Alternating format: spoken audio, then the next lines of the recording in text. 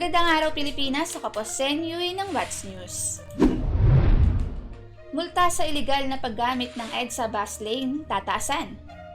Inanunsyo ng Metropolitan Manila Development Authority o MMDA na tataasan na nila ang multa sa mga motoristang iligal na gumagamit ng EDSA bus lane.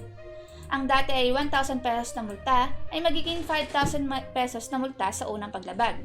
10,000 pesos na multa naman sa ikalawa at isang buwang suspension sa driver's license. 20,000 pesos naman at isang taong pagsuspende sa lisensya sa ikatlong paglabag.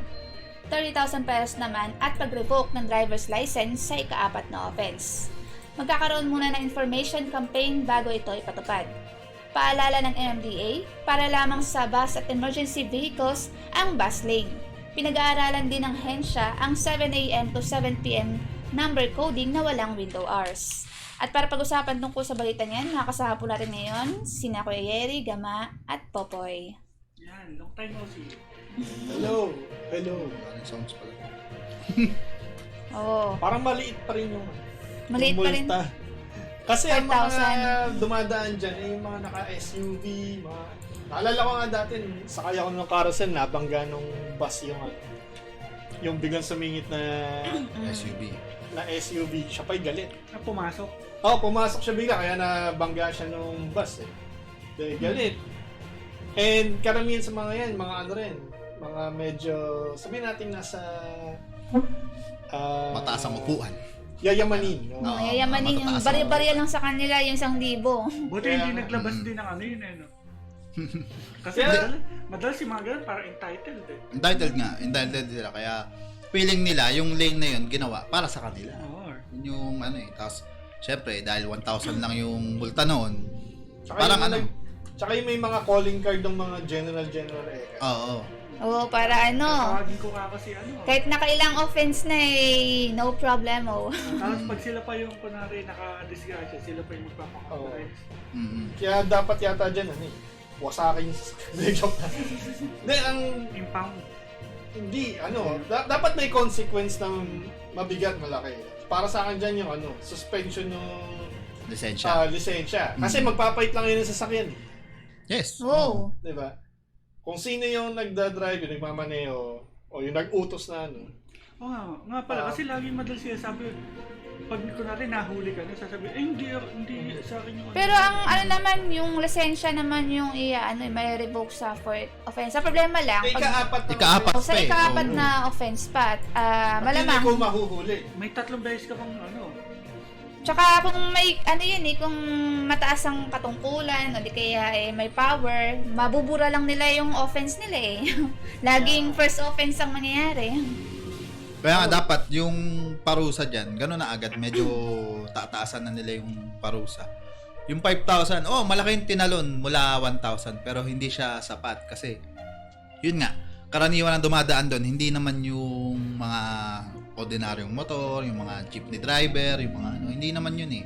Ang dumadaan doon, mga private vehicle kadalasan, na yun yung lumalabag doon.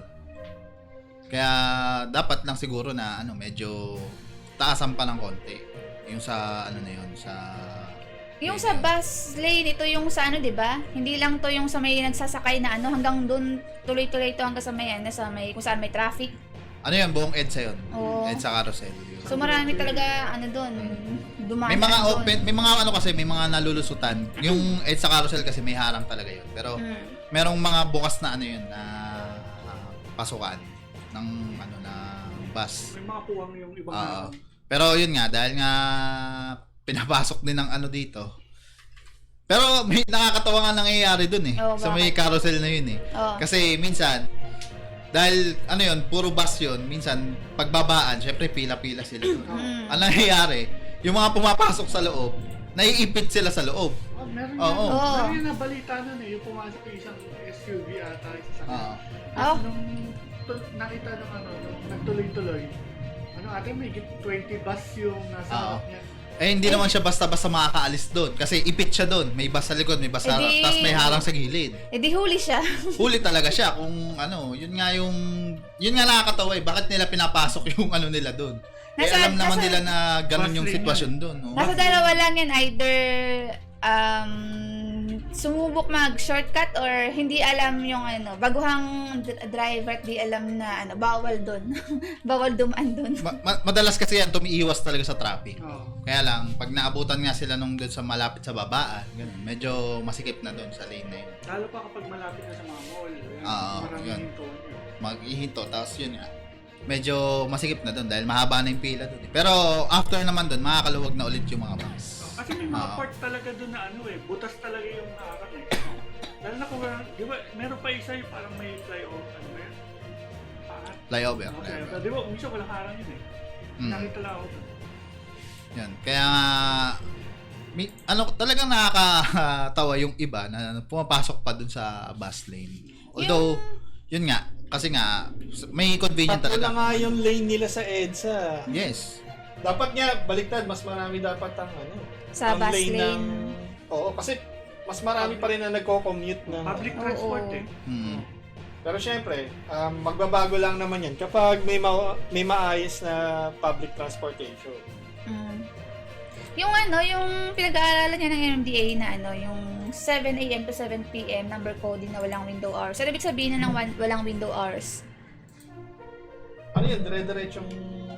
Ano yun? Coding. Coding, Pero, ang problema nga sa coding, actually, na tayo na ibang bansa dyan, matagal nang sinasabi na hindi siya effective.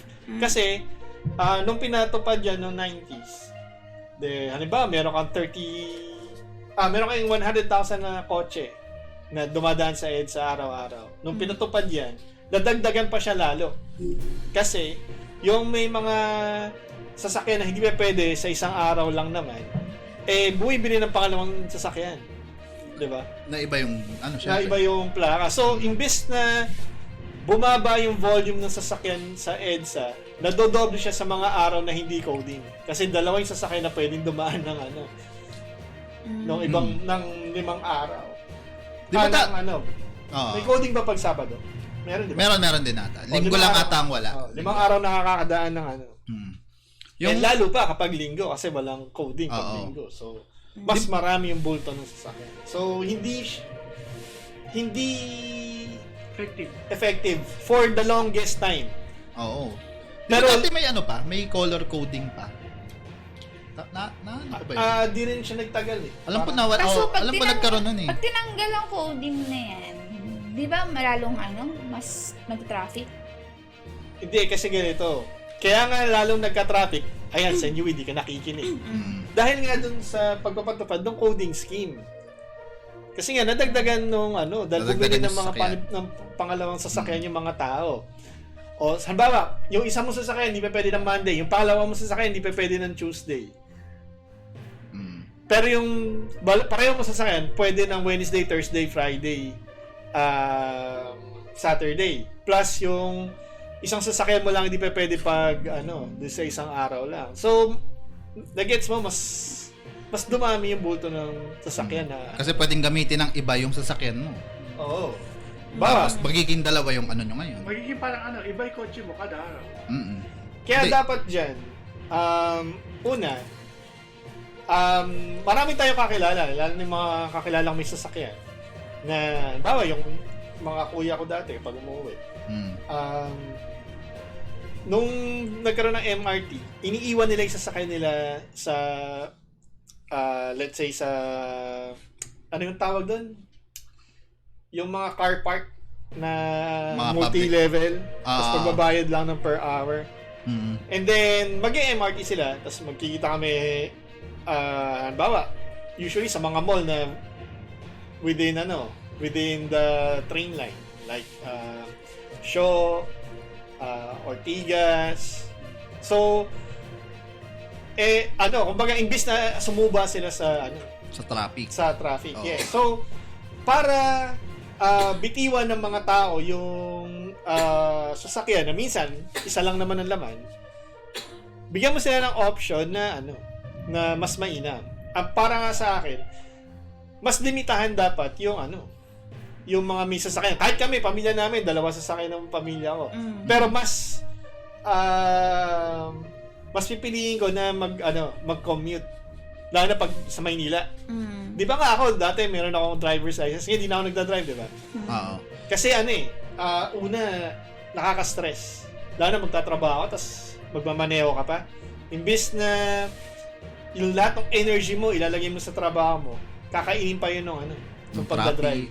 And then, syempre, yung mga road rage, ganyan.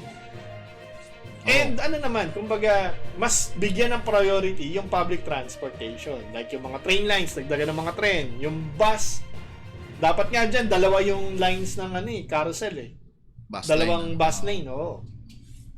Or, mas maganda nga, one lane na lang ang isang lane na lang ang tawag dito. Mga private vehicles. Oo. Kasi, di hamak naman na mas marami pa rin masaservisan ang public transport. Oo. Ngayon, magrereklamo yung may mga kotse, konti lang naman yung may mga kotse. So, magpa-public transport sila. Pero bakit ba ayaw nung mga nasa taas yung Kasi sila mismo mga dekotse, kaya di nila naiintindihan yung plight ng mga taong nagko-commute. Oo. So, ang solusyon dyan, palitan natin yung mga liderato natin, ng mga taong talagang alam kung ano yung pinagdadaanan natin. Di ba nagkaroon na dati yan, sino yun yung matanda na... Ay, isang araw lang naman siya. Ano yung pangalan nun?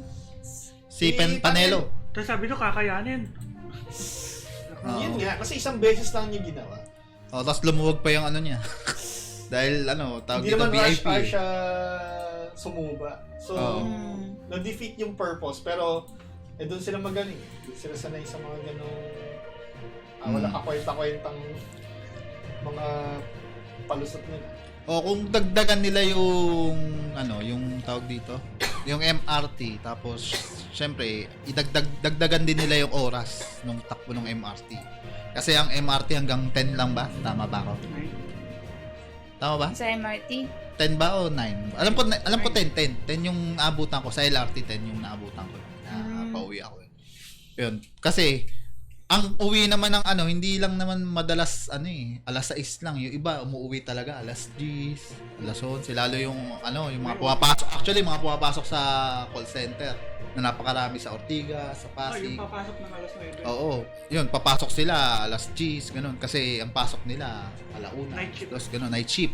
So, yung oras, tapos yung oras din ng ng tawag dito ng opening ay alas 4 ata. Naalala ko nung nag-LRT pa ako. Pero nung nag-LRT pa ako, pumipila na ako doon ng alas 3. Seryoso, dahil sa habangan ng pila, nung nag-LRT pa ako, nung nasa Maynila pa ako nagtatrabaho, yun, medyo maaga kaming nakapila doon. Tapos minsan nabubuksan pa 4:30. Masakit pa, nasasakto ang nasisira. Tapos yun pa, nasisira pa minsan. Yun. So, yun ang ating balita patungkol sa pagtaas ng multa. So, hopefully, mabuwas-buwasan na yung mga nag-violate sa sa rule na yan. Asa ka. Asa pa. Sumunod. Asa ka. So, yan po ang ating balita sa What's News.